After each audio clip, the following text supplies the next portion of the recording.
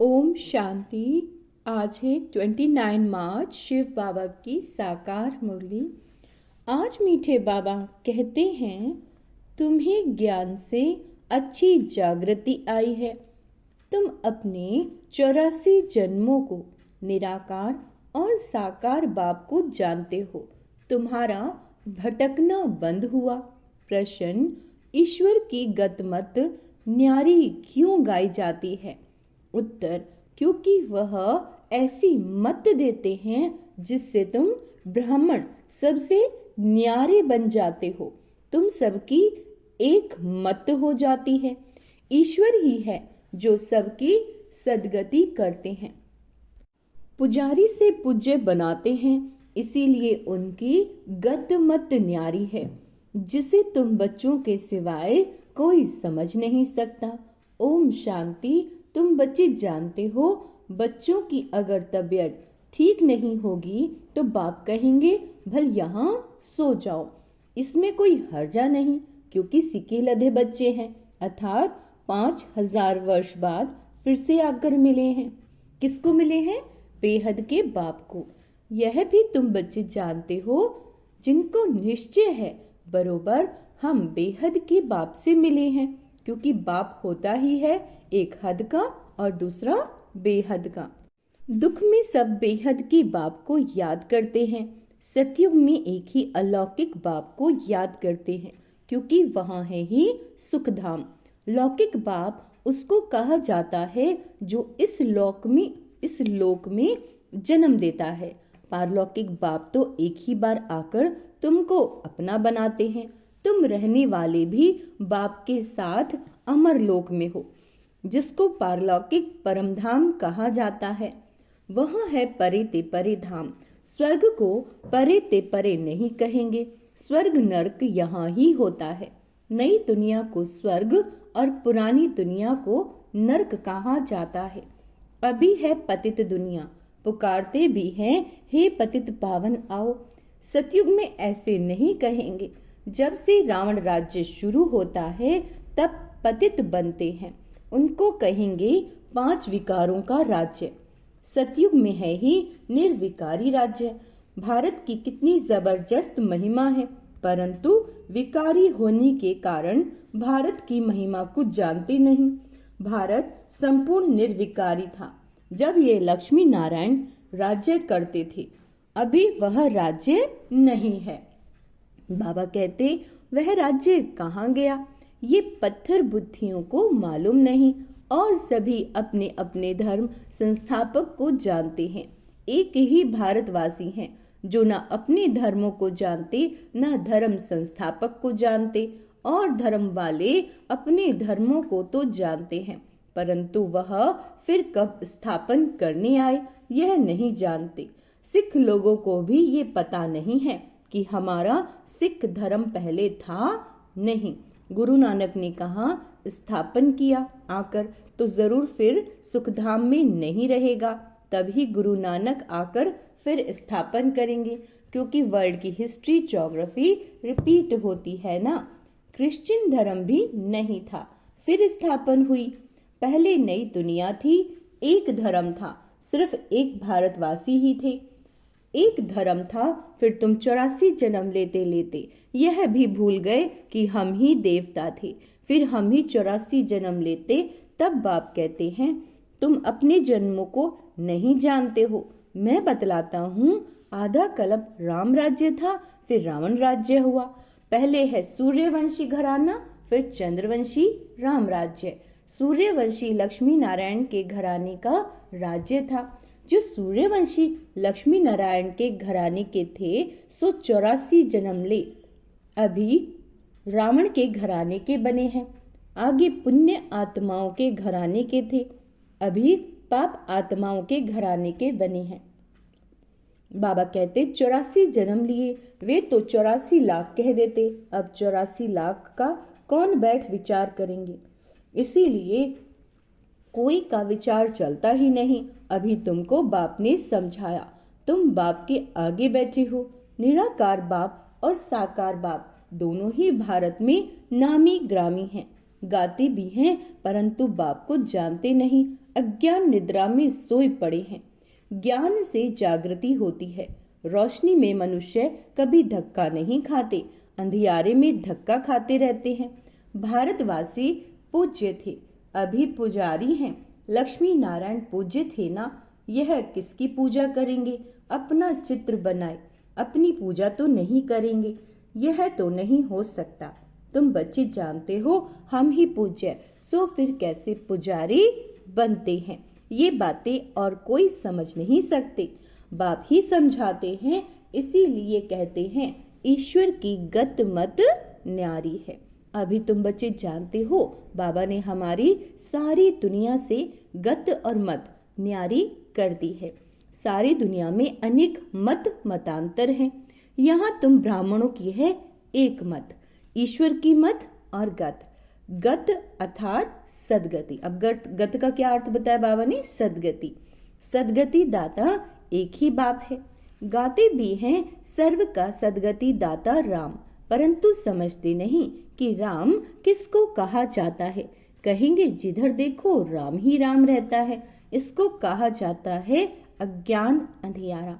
अंधियारे में है दुख और सोजरे में है सुख। अंधियारे में ही पुकारते हैं ना, बंदगी करना, माना, बाप को बुलाना, भीख मांगते हैं ना, देवताओं के मंदिर में जाकर भीख मांगना हुआ ना। बाबा कहते सतयुग में भीख मांगने की दरकार नहीं। भिखारी को इंसॉल्वेंट कहा जाता है। सतयुग में तुम कितने सॉल्वेंट थे, उसको कहा जाता है सॉल्वेंट। भारत अभी इंसॉल्वेंट है, यह भी कोई समझते नहीं। कल्प की आयु उल्टी सुल्टी लिख देने से मनुष्यों का माथा ही फिर गया है। बाप बहुत प्यार से बैठ समझाते हैं। कल्प पहले भी बच्चों को समझाया था। मुझ पतित पावन बाप को याद करो तो तुम पावन बन जाएंगे। पतित कैसे बने हो? विकारों की खाद पड़ी है, सब मनुष्य जंक खाए हुए हैं। अब वह जंक कैसे निकले? मुझे याद करो। देह अभिमान छोड़ देही अभिमानी बनो। अपने को आत्मा समझो। पहले तुम हो आत्मा, फिर शरीर लेते हो। आत्मा तो अमर है, शरीर मृत्यु को पाता है। सतयुग को कहा जाता है अमरलोक और कलयुग को कहा जाता है मृत्युलोक। बाबा कहते दुनिया में ये कोई भी नहीं जानते कि अमरलोक था, फिर मृत्युलोक कैसे बना? अमरलोक अर्थात अकाले मृत्यु नहीं होती, वहाँ आयु भी बड़ी रहती है। वह है पवित्र दुनिया। तुम राजऋषि हो, ऋषि पवित्र को कहा जाता है। तुमको पवित्र किसने बनाया? उनको बनाते हैं शंकराचार्य, तुमको बना रहे हैं शिवाचार्य। यह कोई पढ़ा हुआ नहीं, इन द्वारा तुमको शिव बाबा आकर पढ़ाते हैं। शंकराचार्य ने तो गर्भ से जन्म लिया, कोई ऊपर से अवतरित नहीं हुआ। बाप तो इनमें प्रवेश करते हैं, ब्रह्मा बाबा में आते हैं जाते हैं। मालिक हैं, जिसमें चाहे उसमें जा सकते हैं, है ना। बाबा मालिक हैं, जिसमें चाहे उसमें जा सकते हैं। बाबा ने समझाया कोई का कल्याण करने अर्थ मैं प्रवेश कर लेता हूँ। आता तो पतित तन में ही हूँ ना, बहुतों का कल्याण करता हूँ। बच्चों को समझाया माया भी कम नहीं। कभी कभी ध्यान में माया प्रवेश कर उल्टा सुल्टा बुलवाती रहती है, इसीलिए बच्चों को बहुत संभाल करनी है। कलयुग में जब माया प्रवेश कर लेती है तो कहते हैं मैं शिव हूँ, फलाना हूँ। माया बड़ी शैतान है। समझदार बच्चे अच्छी रीति समझ जाएंगे कि यह किसी का प्रवेश है। शरीर तो उनका मुकर्रर है ना, फिर दूसरे का हम सुने ही क्यों? अगर सुनते हो तो बाबा से पूछो ये बात राइट है या नहीं, बाबा झट समझा देंगे।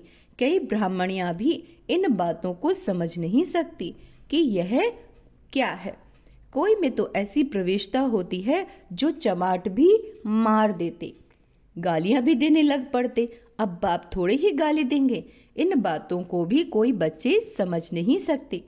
फर्स्ट क्लास बच्चे भी कहाँ कहाँ भूल जाते हैं। सब बातें पूछनी चाहिए, क्योंकि बहुतों में माया प्रवेश कर लेती है। फिर ध्यान में जाकर क्या क्या बोलते रहते हैं, इसमें भी बड़ा संभलना चाहिए। बाप को पूरा समाचार देना चाहिए। फलाने में मम्मा आती है, फलाने में बाबा आते हैं। इन सब बातों को छोड़ बाप का एक ही फरमान है। क्या फरमान है बाबा का? हाँ, आत्मा समझ मामेकम याद करो। बाप को और सृष्टि चक्र को याद करो। रचयिता और रचना का सिमरन करने वालों की शक्ल सदैव हर्षित रहेगी। बहुत है जिनका सिमरन होता नहीं। कर्म बंधन बड़ा भारी है। विवेक कहता है जबकि बेहद का बाप मिला है। कहते हैं मुझे याद करो, तो फिर क्यों ना हम याद करें शिव बाबा को। कुछ भी होता है तो बाप से पूछो, बाप समझाएंगे। कर्म भोग तो अभी रहा हुआ है ना, कर्मतीत अवस्था हो जाएगी तो तुम सदैव हर्षित रहेंगे। तब तक कुछ ना कुछ होता रहेगा। यह भी जानते हो मरुआ मौत मल्लू का शिकार, विनाश होना है। तुम फरिश्ते बनते हो, बाकी थोड़े दिन इस दुनिया में हो, फिर तुम बच्चों को यह स्थूल वतन भासेगा नहीं, सूक्ष्म वतन और मूल वतन भासेगा। सूक्ष्म वतन वासियों को कहा जाता है फरिश्ते। वह बहुत थोड़े समय बनते हो, जबकि तुम कर्मतीत अवस्था को पाते हो। सूक्ष्म वतन में हड्डी मांस होता नहीं। हड्डी मांस नहीं तो बाकी क्या रहा? सिर्फ सूक्ष्म शरीर होता है। ऐसे नहीं कि निराकार बन जाए, नहीं, सूक्ष्म आकार रहता है। वहाँ की भाषा मूवी चलती है। आत्मा आवाज से परे है, उसको कहा जाता है सटिल वर्ल्ड। सूक्ष्म आवाज होता है। यहाँ है टॉकी, फिर मूवी, फिर है साइलेंस। यहाँ टॉक चलती है, ये ड्रामा का बना बनाया पार्ट है। वहाँ है साइलेंस, वह मूवी, और ये है टॉकी। इन तीनों लोगों को भी याद करने वाले कोई विरले होंगे। बाप समझाते हैं बच्चे सजाओं को छूटने के लिए कम से कम 8 घंटा कर्म योगी बैठ के नहीं, कर्म योगी बन कर्म करो, है ना।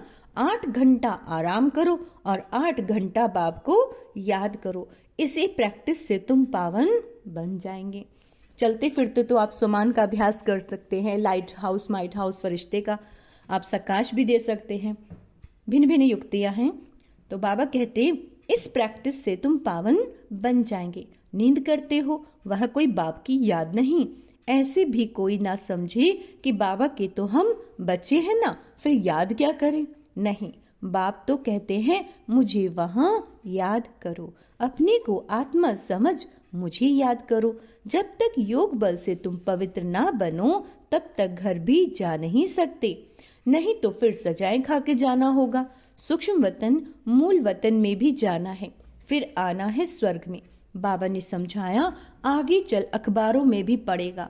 अभी तो बहुत टाइम है, इतनी सारी राजधानी स्थापन होती है, south north east west, Bharat का कितना है। अब अखबारों द्वारा भी आवाज निकलेगा। बाप कहते हैं मुझे याद करो तो तुम्हारे पाप कट जाएंगे। बुलाते भी हैं, हे पतित पावन लिबरेटर, हमको दुख से छुड़ाओ। बच्चे जानते हैं ड्रामा प्लान अनुसार विनाश भी होना है। इस लड़ाई के बाद फिर शांति ही शांति होगी, सुख धाम हो जाएगा, सारी उथल पाथल हो जाएगी। सतयुग में होता ही एक धर्म है और कलयुग में अनेक धर्म, यह तो कोई भी समझ सकते हैं। सबसे पहले आदि सनातन देवी देवता धर्म था। जब सूर्यवंशी थे तो चंद्रवंशी नहीं थे, फिर चंद्रवंशी होते हैं। पीछे यह देवी देवता धर्म प्रायः लोप हो जाता है।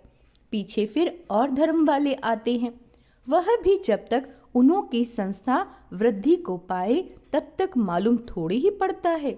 अभी तुम बच्चे सृष्टि के आदि मध्य अंत को जानते हो। तुमसे पूछेंगे सीढ़ी में सिर्फ भारतवासियों को ही क्यों दिखाया? बोलो ये खेल है भारत पर, आधा कल्प है उन्हों का पार्ट, बाकी द्वापर और कलयुग में अन्य सब धर्म आते हैं। गोली में यह सारी नॉलेज है। गोला तो बड़ा फर्स्ट क्लास है। सतयुग त्रेता में है श्रेष्ठाचारी दुनिया, द्वापर और कलयुग है भ्रष्टाचारी दुनिया। अभी तुम संगम पर हो, ये ज्ञान की बातें हैं। यह 4 युगों का चक्र कैसे फिरता है ये किसी को पता नहीं। सतयुग में इन लक्ष्मी नारायण का राज्य होता है। इन्हों को भी ये थोड़े ही पता था कि सतयुग के बाद फिर त्रेता होना है, त्रेता के बाद फिर द्वापर कलयुग आना है। बाबा कहते हैं परंतु कैसे चक्र फिरता है ये कोई भी नहीं जानते। इसीलिए बाबा ने समझाया है, सारा गीता पर जोर रखो। सच्ची गीता सुनने से स्वर्गवासी बनते हैं। यहाँ शिव बाबा खुद सुनाते हैं, वहाँ मनुष्य पढ़ते हैं। गीता भी सबसे पहले तुम पढ़ते हो, भक्ति में भी पहले पहले तो तुम जाते हो ना। शिव के पुजारी पहले तुम बनते हो। तुमको पहले पहले पूजा करनी होती है अव्यभिचारी एक शिव की। सोमनाथ मंदिर और किसकी ताकत थोड़ी ही है बनाने की। बोर्ड पर कितनी प्रकार की बातें लिख सकते हो, यह भी लिख सकते हो, भारतवासी सच्ची गीता सुनने से सचखंड के मालिक बनते हैं। अभी तुम बच्चे जानते हो, हम सच्ची गीता सुनकर स्वर्गवासी बन रहे हैं। जिस समय तुम समझाते हो तो कहते हैं हाँ बरोबर ठीक है। बाहर गए खल्लास, वहाँ की वहाँ रही। अच्छा, मीठे मीठे सिक्के लदे बच्चों प्रति माता पिता बाप दादा का याद प्यार और गुड मॉर्निंग। रूहानी बाप की रूहानी बच्चों को नमस्ते। हम रूहानी बच्चों की रूहानी माता पिता बाप दादा को याद प्यार गुड मॉर्निंग नमस्ते। मीठे बाबा शुक्रिया, बाबा शुक्रिया। धारणा के लिए मुख्य सार, रचयिता और रचना का ज्ञान सिमरण कर। कौन सा? रचयिता कौन है? शिव बाबा। और रचना का ज्ञान सिमरण कर सदा हर्षित रहना है। याद की यात्रा से अपने पुराने सब कर्म बंधन काट कर्मातीत अवस्था बनानी है। ध्यान दीदार में माया की बहुत प्रवेशता होती है, इसीलिए संभाल करनी है। बाप को समाचार दे राय लेनी है, कोई भी भूल नहीं करनी। वरदान, अपनी शुभ भावना द्वारा निर्बल आत्माओं में बल भरने वाले सदा शक्ति स्वरूप भव। सेवाधारी बच्चों की विशेष सेवा है स्वयं शक्ति स्वरूप रहना और सर्व को शक्ति स्वरूप बनाना, अर्थात निर्बल आत्माओं में बल भरना। इसके लिए सदा शुभ भावना और श्रेष्ठ कामना स्वरूप बनो। शुभ भावना का अर्थ ये नहीं कि किसी में भावना रखते रखते उसके भाव भान हो जाओ, ये गलती नहीं करना। शुभ भावना से बेहद की हो, शुभ भावना हो बेहद की, एक के प्रति विशेष भावना हो भी नुकसान कारक है।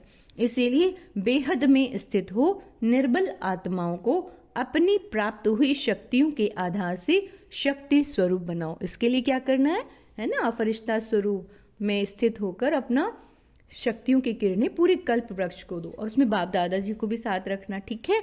स्लोगन है अलंकार ब्राह्मण जीवन का श्रृंगार है, इसीलिए अलंकारी बनो, देही अहंकारी नहीं बनो। स्वयं को भी आत्मा समझो और सामने वाले को भी आत्मा देखो। अव्यक्त इशारे, सत्यता और सभ्यता रूपी कल्चर को अपनाओ। कई बच्चे कहते हैं वैसे क्रोध नहीं आता, लेकिन कोई झूठ बोलता है तो क्रोध आ जाता है। उसने झूठ, बाबा कहते उसने झूठ बोला, आपने क्रोध से बोला, तो दोनों में राइट कौन? दोनों ही तो गलत हो गए। कई चतुराई से कहते हैं कि हम क्रोध नहीं करते, हमारा आवाज ही बड़ा है, आवाज ही ऐसा तेज है।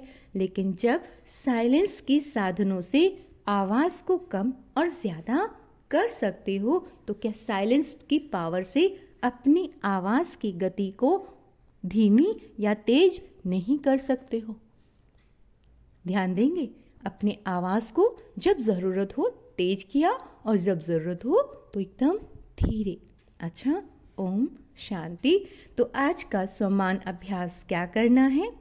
मैं निरअहंकारी आत्मा हूँ, मैं शक्ति स्वरूप आत्मा हूँ। अच्छा, ओम शांति।